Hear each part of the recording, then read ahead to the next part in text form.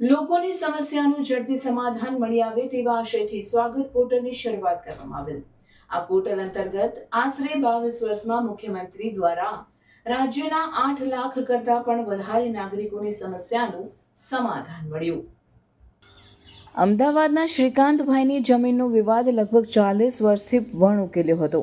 અનેક નિરાશા બાદ શ્રીકાંતભાઈ માટે સ્વાગત પોર્ટલ આશાનું નવું કિરણ લઈને આવ્યું।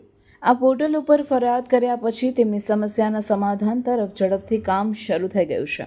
નવસારીના મનજીતસિંહને પણ જમીનના કબજા બાબતે ઘણી સમસ્યાઓ હતી। મનજીતસિંહને સ્વાગત મોબાઈલ એપ વિશે માહિતી મળતા તેઓએ એપ મારફત જ તેઓની સમસ્યા મુદ્દે ફરિયાદ દાખલ કરી। ફરિયાદ બાદ માત્ર 48 દિવસમાં જ તેમની સમસ્યાનું નિરાકરણ આવ્યું।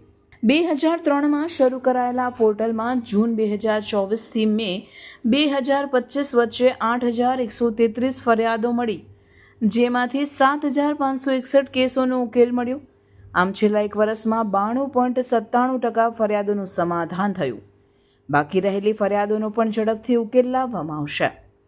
આમ ટેકનોલોજીના સદુપયોગથી લોકોની સમસ્યાના ઝડપી ઉકેલમાં મદદરૂપ આ પોર્ટલ ગુજરાત સરકારના દૂરંદેશી નિર્ણયોનું એક સફળ ઉદાહરણ પૂરું પાડે છે।